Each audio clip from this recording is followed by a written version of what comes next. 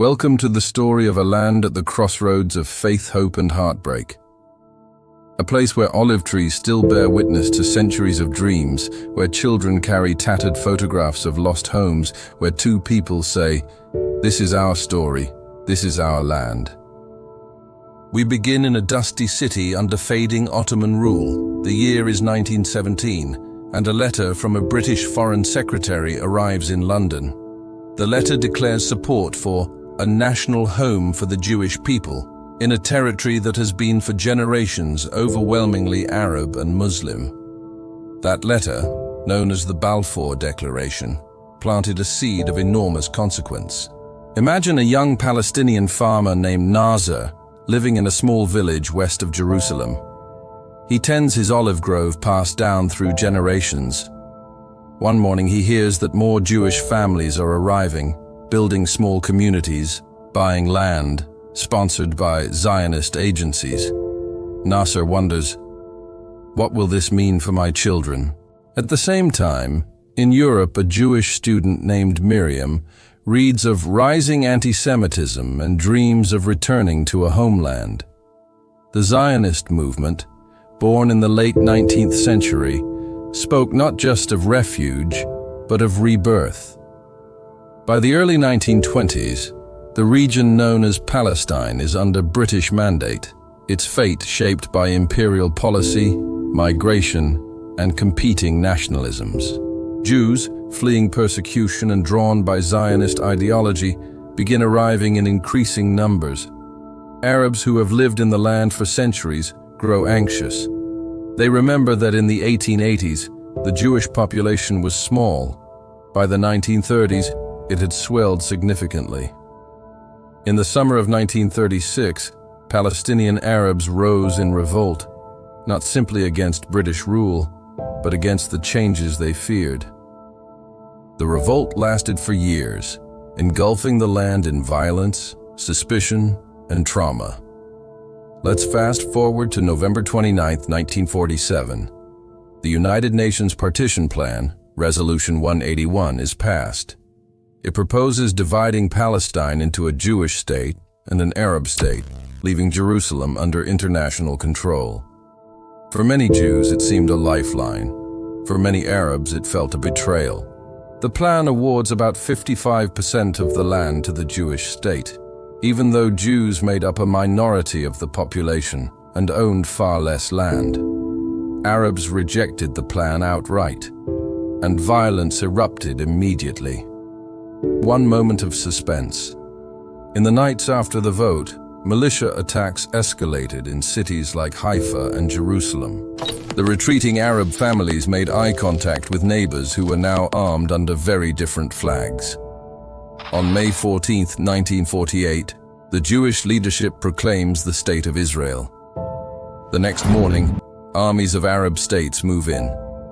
The war begins. For Palestinians, the war becomes the Nakba, the catastrophe. More than 700,000 Palestinians are displaced, their villages emptied. Meanwhile, Israel holds ground, expands beyond the UN plan, and begins its state-building project under fire. In one town, Jaffa, the orange blossom scent mingles with fear as families flee trams, pass children through back windows, watch their homes vanish in the night. Here is a twist of human emotion. On one hill, a Jewish immigrant woman hears Allahu Akbar in Arabic, and a Jewish mother hears a Hebrew lullaby nearby. Their lives will entwine in deep and unexpected ways. The new borders create refugees and new identities. And this is just the beginning. Now you may ask, why did things go so far so fast? Because underlying the war were deeper forces, competing nationalisms, religious claims, colonial legacies, land tenure, demographic change. The British mandate has departed, but the legacy remains. The rising Israeli state believes it must secure safe borders. Palestinians believe they were robbed of their homeland. These beliefs harden with time. By the 1960s and 70s, further wars erupt. The Six-Day War in 1967, where Israel occupies the West Bank, East Jerusalem, and Gaza.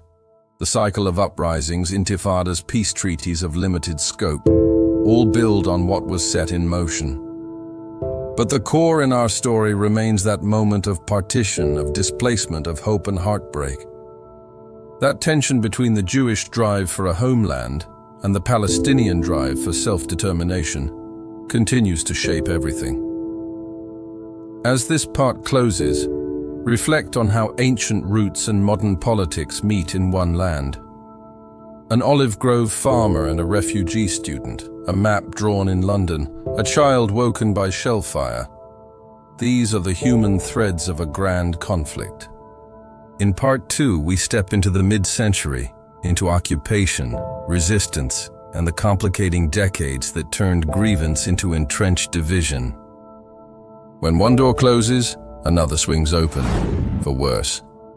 The mid-20th century in the land between the Jordan and the Mediterranean sees the opening of many doors: occupation, settlement, resistance, negotiation. In 1967, the Six-Day War begins. Israel launches a stunning preemptive strike and captures the Sinai Peninsula, the Golan Heights, the West Bank and East Jerusalem. To Palestinians and many in the Arab world, this is not just land lost. This is dignity compromised, home lost, hope deferred. Picture a young boy in Ramallah waking up on June 6, 1967, to find Israeli tanks rumbling down his street. Old men weeping for the city of Jerusalem. Families trying to hide in basements as neighboring villages fall. At the same time, Israeli settlers board buses and head into Hebron and Jericho, hearts steeled with ideology and fear. These are not generic abstractions. For many, the line between home and exile shifts forever. One lesser-known detail. After 1967, Israel unilaterally annexed East Jerusalem and extended Israeli law there. That changed reality on the ground for countless Palestinians whose daily lives were now under military occupation. The occupation, the settlements, the movement restrictions, all these layered complexity into what was already a combustible mix. During the 1980s and 1990s, resistance grows. The first Intifada in 1987 begins as popular uprising against the military occupation, a mix of rock-throwing youth, women refusing to stay silent, and frustrated citizens. These are scenes of vulnerability and determination. Parents whisper, "We cannot live like this." The Israeli military responds, families are jailed, curfews imposed, hope dimmed. The cycle tightens. Now for a plot twist. In 1993, the Oslo Accords appear like a promise of peace. The handshake on the White House lawn, the raising of the Palestinian flag in Gaza, the excitement of possibility, yet the promise falters. Land remains occupied, settlements grow, negotiations stall. The twin stories of statehood and dispossession continue side by side. Meanwhile, everyday stories happen. A Palestinian teacher in Gaza opens a classroom and tries to teach a generation about peace. An Israeli soldier returning home after deployment to the West Bank worries for his kids' safety. A settler family planting trees in a newly claimed hilltop hoping the land will stay theirs for generations. These lives intertwine in ways that escalate tensions, hopes, grievances. Fast forward to the 21st century. The second Intifada in the early 2000s ushers in a period of much bloodier violence. Suicide bombings, military incursions, rockets fired across borders, cities living under threat. And the old wounds deepen. The status of Jerusalem remains a potent spark. Refugees remain a trigger of bitterness.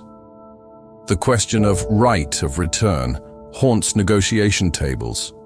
For Palestinians scattered across refugee camps, and the Israeli leadership reluctant to alter demographic realities. Another twist. Many Israelis feel surrounded, insecure, a tiny state in a hostile neighborhood. Many Palestinians feel occupied, powerless, denied their rights. Both see existential stakes. This mix of fear and memory gives the conflict a life of its own. It is no longer just politics, it's identity, trauma, narrative. Amid all this, global actors, the United States, Britain, Arab states, international organizations, play their roles. Mandate Britain left in 1948. Israel and its neighbors face wars. The UN tries to mediate. The land changes, but the scars remain.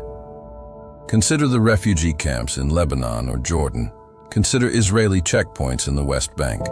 Consider the Gaza blockade implemented after 2005. These are the real markers of conflict in everyday lives. In our story, a Palestinian grandmother in Hebron tells her granddaughter, "I used to walk to school when the hills were quiet. Now I pass through gates, checkpoints, fear every car behind me." Meanwhile, an Israeli father in Beersheba keeps his children safe from rockets, remembers the 1973 war and prays the next bombing run stop. Their narratives rarely meet, but they both carry the same urgency: survival, belonging, respect. As we approach the end of part 2, the key point becomes clear. The origins of the conflict were territorial and national, but what followed became far more complex. Occupation, resistance, identity, international interest. The default state became stalemate. The default narrative became grievance. In part 3, we will explore how all of this leads to today, where things stand now, the unresolved issues, the human stakes, and how understanding the beginning can help imagine a different future. What happens when years turn into decades and decades into generations? The land between the Jordan River and the Mediterranean Sea holds stories of sorrow and hope, lost homes and new beginnings. The conflict between Palestine and Israel is not just about one event in 1948 or one war. It is about cumulative histories, unanswered grievances, and enduring dreams. One of the greatest unresolved issues is the status of refugees. Palestinians refer to the right of return, the idea that those forced to flee or their descendants should be able to return to their homes. Israel fears that mass return would end the Jewish majority in the state. This dilemma sits in the heart of countless speeches, negotiations that cease. The issue of borders, of how to divide or share Jerusalem, holy to Jews, Christians, and Muslims alike, remains explosive. The question of Israeli settlements in the West Bank, the question of Palestinian statehood, security guarantees for Israel, recognition for Palestinians, these are all intertwined. Let's pull in a surprising story. The city of Jericho, one of the oldest in the world, sits inside the West Bank. In 1994, the first Palestinian Authority took control there under the Oslo framework. But many older residents still recall when their town was part of Jordan, then occupied by Israel, then part of hope and frustration. Their memory is layered. For them, the conflict is not theoretical. It is what happened on their doorstep, what they ate for breakfast, what they taught their children. Meanwhile, Israeli children in Beit El look out at the hills and see new homes marked settlement carved into the landscape. Another human face. In Gaza, a young teacher draws on the blackboard the word peace. Outside the window, rockets whistle in, bombs drop, and the teacher wonders if one day her students will learn instead of ducking. These are the faces the headlines often miss. And how did we get here? Because the seeds planted in the early 20th century were never fully reconciled. The British left, the partition plan was partial, the wars created refugees, the occupation hardened into reality. The layering of injustice and fear created a cycle.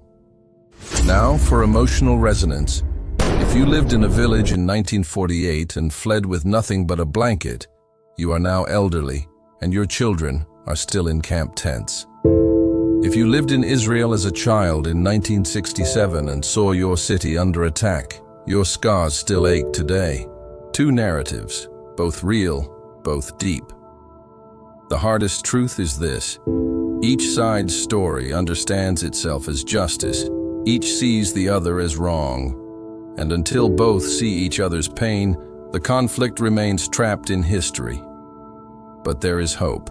Not naive hope, but grounded hope.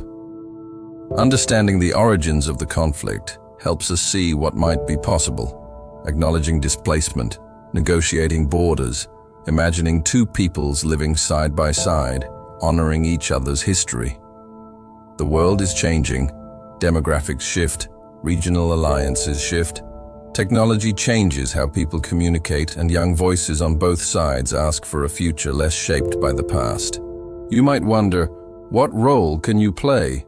You may be far away from the olive groves, far from the refugee camps, far from checkpoints, yet your understanding matters. When you learn the story, you challenge simplistic slogans. When you ask the questions, you open space for nuance. When you push for dignity, you push for peace. So, as this story closes, remember this. The conflict between Palestine and Israel began with lofty promises and colonial maps, with migrations and expulsions, with identity and territory. Yet it continues today because those beginnings were never properly addressed. The land still trembles with memory. The homes still tremble with uncertainty. The children still tremble in classrooms or shelters. But you can choose not to tremble. You can choose to learn, to question, to understand. Thank you for traveling this difficult story with me. May we not simply recount the past. May we use it to build something better.